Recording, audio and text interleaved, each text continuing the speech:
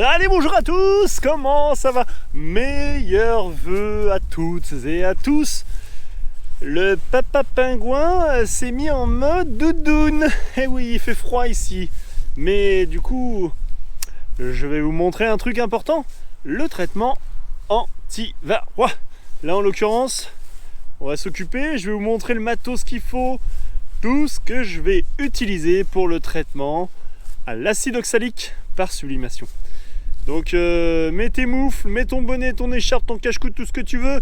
Viens avec moi, c'est parti, on y va!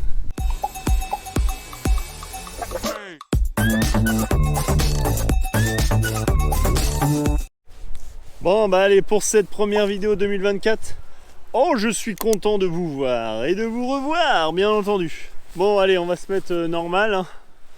Voilà, comme ça c'est mieux. Ça va ou quoi? Vous avez passé de bonnes fêtes, tranquille, bien mangé, tout ça? Bon bah c'est cool. Moi je vais te montrer un truc. Ça se passe là. Et tu l'as tout de suite compris. On va faire du traitement. Alors attends, bouge pas. Allez, let's go! Ouh là là là là, qu'est-ce que c'est que tout ça? Bon bah du coup je vais te montrer un petit peu ce que j'utilise moi pour ce qui est du traitement anti-varroa. Le varroa, vous le savez, enfin pour ceux qui ne le savent pas, c'est un parasite, on est d'accord, pour les abeilles. Il vient se nicher dans les alvéoles et du coup il prolifère là-dedans, etc., etc. Et en l'occurrence, il va rester sur l'abeille, l'atrophier, la bousculer, la tuer, tout ce que vous voulez. C'est un parasite, il va se nourrir de l'hôte sur lequel il est. Donc nous, on se débarrasse de ça. Plusieurs solutions. Les traitements type bandelette, à pivard par exemple, à pistan et toute la clique. Et bien entendu, là, moi je vais utiliser en l'occurrence un second traitement qui sera l'acide oxalique. Là, le traitement que je vais utiliser, ça sera un traitement par sublimation. Donc du coup, ça va passer de l'état solide à l'état liquide, à l'état de vapeur d'une fraction de seconde en quelque sorte, en très peu de temps, pour exagérer on va dire. Et après, ce qui va se passer, c'est que ça va pénétrer partout dans la ruche. Et surtout, ça va aller sur les abeilles. Et c'est ça qui nous intéresse. Et ensuite, ça va pénétrer dans tous les corps mous, dans les tissus mous du varroa. Et aussi par la bouche, bien entendu. Comme ça, on le boxe, ce varroa. Et on lui met cher. Et pour le petit nom, c'est varroa destructeur. Donc du coup, vous comprenez tout de suite l'objet de sa vie. Hein, ça, c'est un long roman.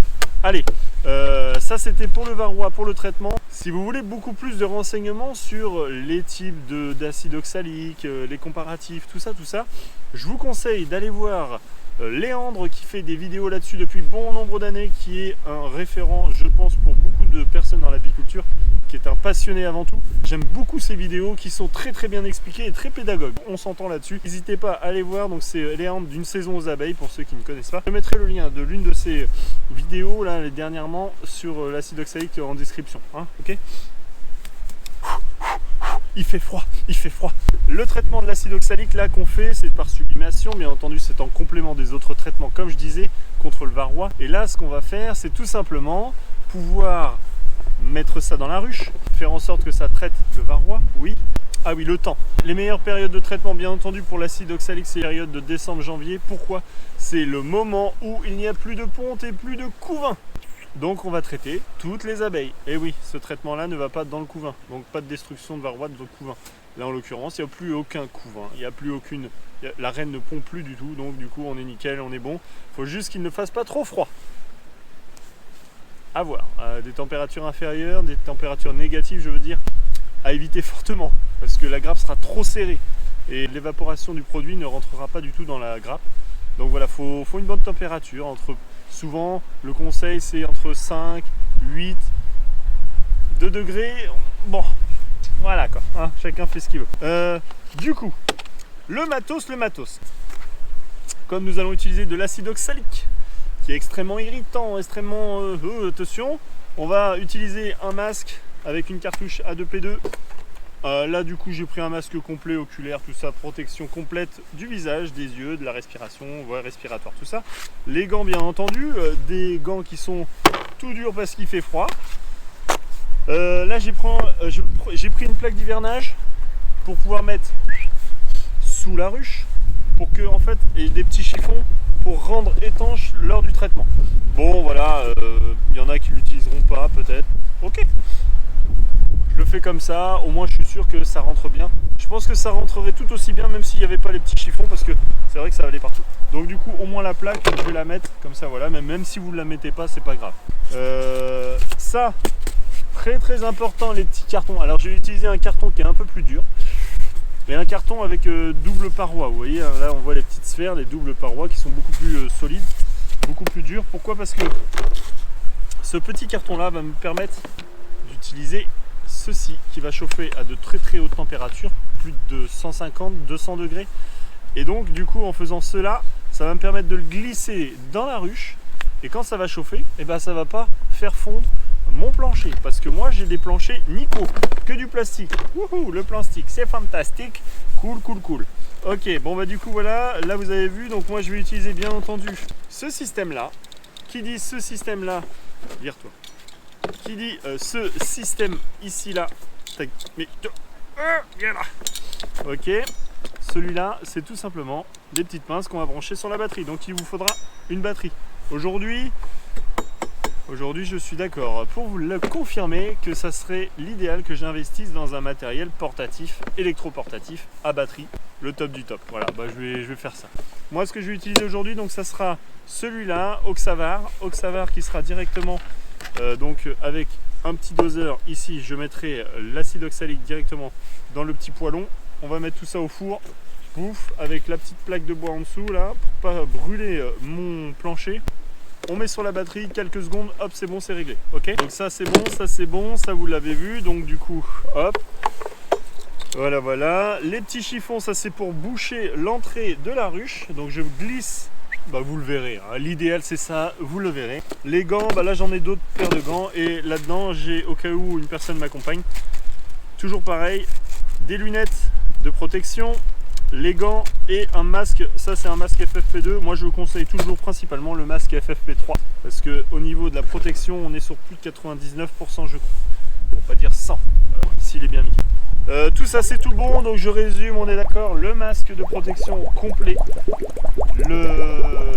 les petites plaques pour mettre en dessous de l'Oxavar qui va chauffer à fond, l'Oxavar bien entendu, les gants, l'acide oxalique, la batterie, les planchers, les chiffons et on est bon. Ça du coup, ça vire. Non je déconne. Passe à l'action. On y va, j'installe tout et comme ça on fait la première ensemble tranquillement, ok? Ok bon, du coup voilà, on va attaquer cette ruche là. Alors donc la batterie, bah, je la mets, ouais je peux la mettre là. Il y a assez de fils, hein. Il y a quoi? Il doit y avoir peut-être 2 mètres. Ok, 2 mètres de fil, donc pour éviter de me déplacer la batterie toutes les 5 minutes, je vais la foutre là. Et je pense que je peux faire au moins les 4 ruches là. Ok, je prépare mon petit poêlon tranquille ici, là, tu vois. J'ai déjà installé la petite planche, le plancher d'hivernage en dessous, je sais pas si tu vois. Ok, bon, tu l'as vu quoi. Et là, on vire la porte d'entrée. Coucou les filles. Coucou les filles. Elles sont là, elles font dodo. Bon là il y a toujours un petit peu de mortalité, ce qui est normal. Bon ça je pourrais le virer de toute façon. Voilà. Allez du coup, hop, ça je le mets au-dessus. Donc pour t'expliquer rapidement, parce que hop, il caille. Je vais passer mon poêlon là-dedans, ok, tac, comme ça. Alors, je le mets pas forcément tout au bout moi. Ok. Je pourrais, mais bon, des fois, souvent, je le laisse pas loin. Et une fois que ça c'est fait, je viens refermer avec, rendre étanche en quelque sorte toute la zone. Ok, je referme là, les deux côtés, et puis let's go. Allez, je vais me mettre en action tout de suite. Ça va? Très bien, alors on y va. Je sais pas si tu vas bien m'entendre, mais c'est pas grave. Hein. C'est parti. Oui, ici Thomas Pesquet pour la station internationale. Oui, on vous entend bien. Reçu. Ouais, ici Robin, je voudrais dire que c'est un grand pas pour les abeilles aujourd'hui. Hop là, une petite cuillère.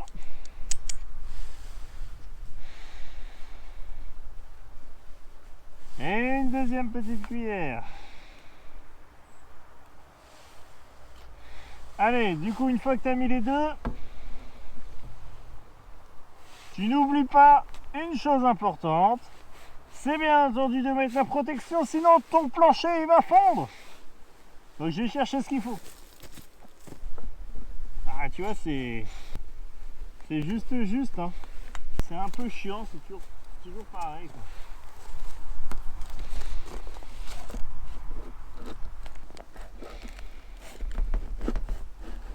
Allez hop, on va le laisser comme ça. Là, bien entendu, ce qui est extrêmement important de comprendre, toutes les abeilles sont dans la ruche. D'où l'efficacité du traitement sur des périodes hivernales comme celle-là, parce que toutes les abeilles sont dedans. Et donc toutes les abeilles vont prendre le produit. Mais ça va être très très efficace. Ok, allez. Si jamais on traite à des températures un peu trop chaudes, 10-15 degrés, parce que des fois, bah, vous le savez bien, hein, on est dans un changement climatique. Qui dit changement climatique, dit des températures en début d'hiver un peu chaudes. Et ben ouais. Allez.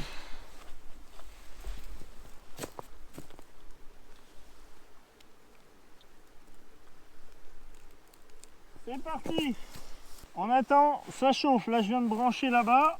Pour ceux qui se posent la question, la batterie que j'utilise, ça sera une 12 volts. Ah, il y a une copine qui sort.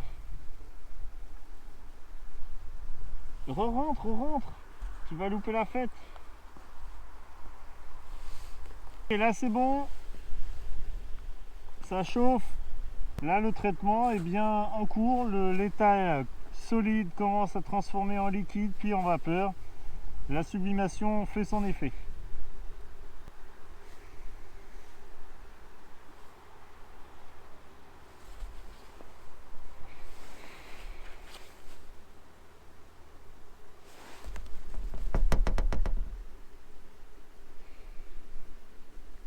Allez, normalement, là, ça devrait être bon.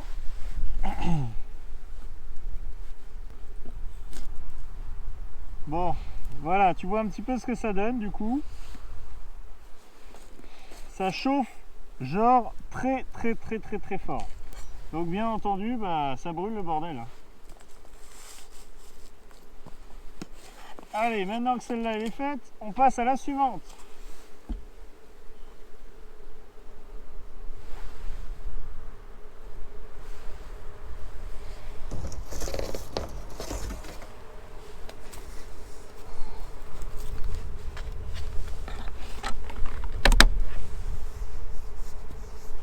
Moi, ce que je fais quand j'ai terminé, et je repasserai plus tard, tu vois, je referme direct comme ça. Je referme comme ça, et puis elles sortent pas, elles restent bien à l'intérieur, et tant mieux. Allez, je passe à la suivante, et en gros, ce que je fais, c'est que je vais faire ça sur toutes les ruches, continuellement. Donc ça peut prendre un peu de temps, hein. Je change la plaque, alors l'idéal, là j'en ai qu'une. J'ai qu'une seule plaque d'hivernage. L'idéal, c'est d'en avoir au moins deux, et d'enchaîner rapidement comme ça.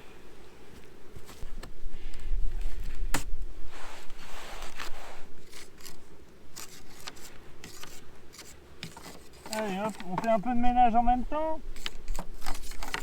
À savoir une chose, c'est que là, en fait, ce qui se passe, c'est que le poêlon il est chaud, donc quand je vais mettre mon acide oxalique dedans, ça va tout de suite fumer, hein, donc, enfin, ça va tout de suite partir en mode sublimation.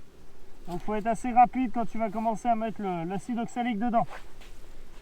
Là moi tu vois, je rebranche direct la batterie, hop. Je mets bien ma dose correctement, pas trop, ça sert à rien d'en mettre de trop.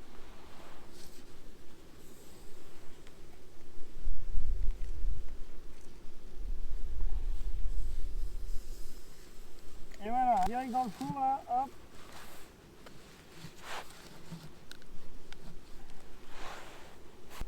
Ensuite, quand c'est comme ça, de toute façon, tu l'entends, que ça commence à crépiter, un peu comme de l'eau qui bout dans la casserole. Après, pour information aussi, la ruche que je viens de faire à côté, celle-là, la première, tu les entends, hein, elles bourdonnent, hein, elles sont de... Ils se disent putain, qui c'est qui vient de déranger? J'étais tranquillement en train de roupiller quoi.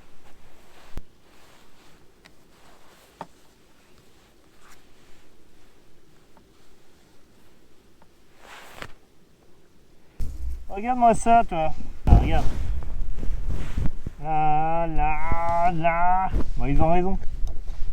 Ils font leur petite vie tranquille. Qu'est-ce que tu veux? Donc voilà, bah du coup, une fois que cela est fait, tu vas t'amuser à faire ça le nombre de fois où tu as de ruches. Et puis bah après, ma foi, tu seras content. Tout sera traité. Ça fera de longues vies pour nos abeilles, je l'espère. Jusqu'à ce que ce frelon asiatique arrive et nous fasse chier. Enfin, calme-toi Robin. Ça va bien se passer. Pour moi, c'est tout bon. Sur cette partie-là, je vais pas te montrer toutes les ruches, ça sert à rien. Allez, petit débrief et puis on y va. Hein.